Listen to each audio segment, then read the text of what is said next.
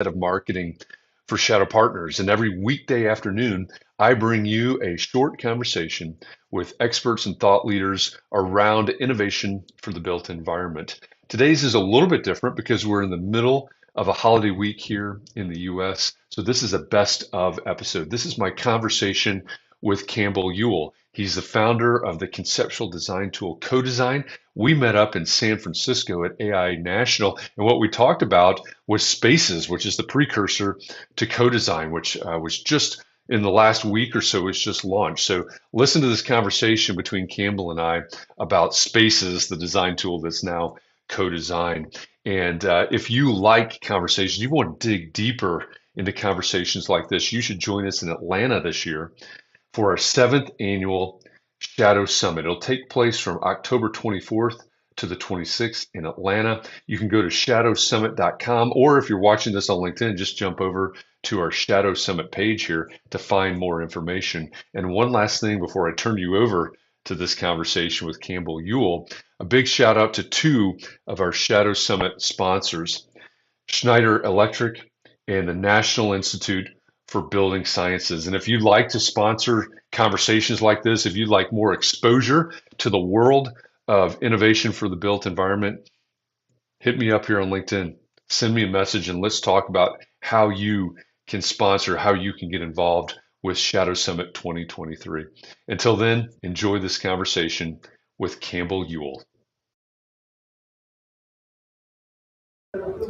Hey, I'm Jeff Echols. I'm back with another Shadow Short. I am a senior advisor and the head of marketing at Shadow Partners. I'm in San Francisco for the next few days for the American Institute of Architects Conference on Architecture, and I'm joined today by the founder of Spaces, Campbell Yule.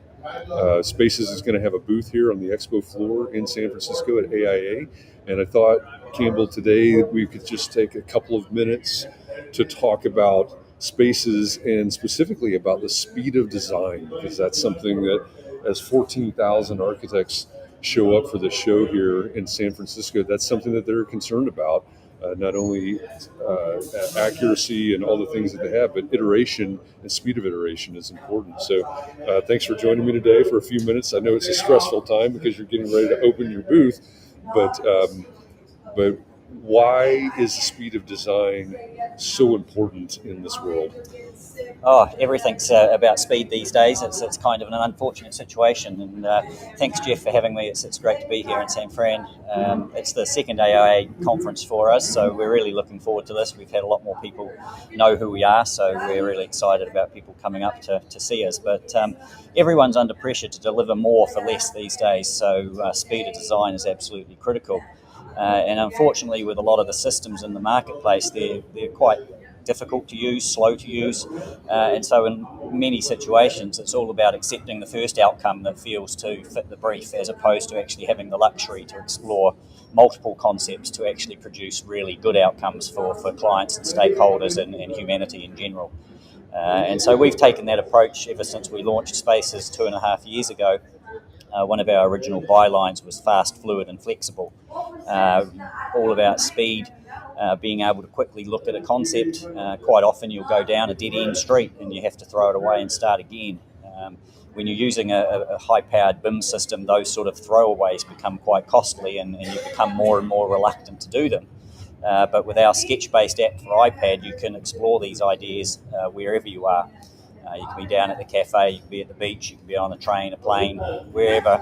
And even if you throw away a dozen concepts in an hour, we see that more as a learning process as opposed to a waste of time. You've explored things, you've discarded them, you've picked up the best pieces and run forward with those.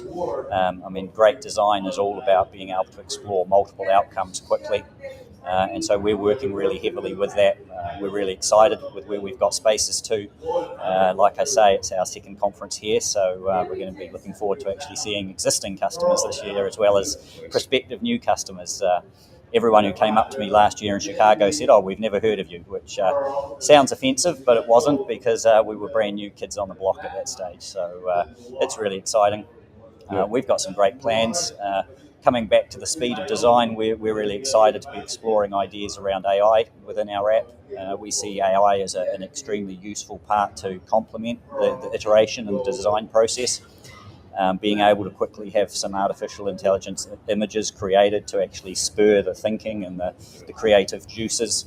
It's not that we're using the AI to design for us. I'm a critical person when it comes to putting the humanity into design. The architect who is designing the building doesn't want a computer to do it for them. They're the person with the creative experience, the ideas, the connections and relationships with the earth and the stakeholders, and bringing together all of that experience. But being able to leverage AI to actually do some things in extremely short time periods. Again, it's all about ideation, create more, explore more, design more. I really identify that because my background is architecture. Spent 25 years in firms, and pre-AI, pre-generative design, or a lot of these tools. You bring up the trash paper or the sketch paper, whatever you call it, and it's all about iteration and speed. And get this idea on paper, and like you said, it may be a throwaway. Back then it was you sketch it out. Oh, that's a throwaway. You tear it off, you throw it away. And to me, as we moved into some of these tools, and not to call anybody out, but we know the tools that most people are using. I think you said cumbersome, and I think that's right. It's like all of a sudden everything slowed down, and each idea did seem more important, whether it was good or not.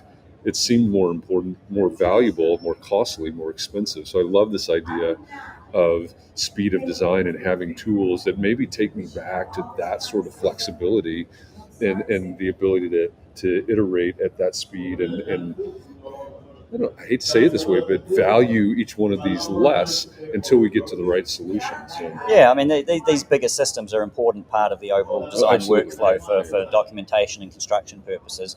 But part of the premise behind Spaces is that those big systems require a dozen decisions to be made just in order to draw something. Exactly. We've brought it right back to just pencil, but bringing it back to the pencil in a digitized platform like the iPad just gives us the huge opportunity to digitize these old school processes, shall we call them. I mean, the ability to trace over, put tracing paper or virtual tracing paper, if you want to call it that way, in our app is a key part of our proposition.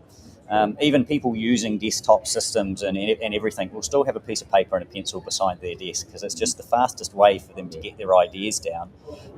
Even just half a dozen lines on a piece of paper can resolve an idea in your brain that you can then start transferring into a BIM system. But we want to do that in the digital world. We have a sketchbook as part of our Spaces application, so people can even pick up Spaces and just use it as a digital sketchbook. And over time, if they want to, they can transition those sketches into 3D models. And obviously on a digital platform, those 3D models give you all sorts of data and opportunities off the back of that. So it's leveraging digital technology for what it does best, but still recognizing that pen and paper and freedom of sketching is actually still an extremely valuable part of the design process. That's who we are.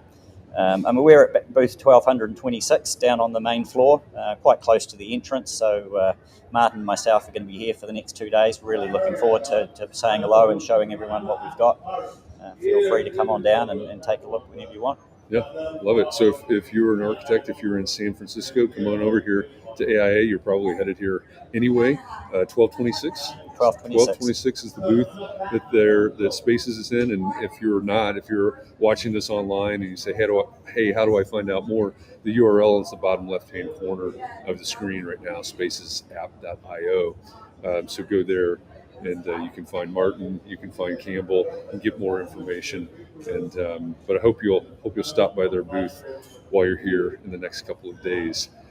I'll be back tomorrow with another Shadow Short from San Francisco. This live format, in-person format, and so we'll see you again tomorrow. Thanks for joining us today, Campbell. Thanks for spending a few minutes. That's I know great. You've got to run. You've got a lot of stuff on your plate. Got to get ready to go, yeah. But thanks very much, Jeff. Great to have you, and look forward to meeting everyone over the next 2 days. So have a good show, everyone. Yeah, absolutely. Booth 1226, Spaces app. Cheers. We'll see you.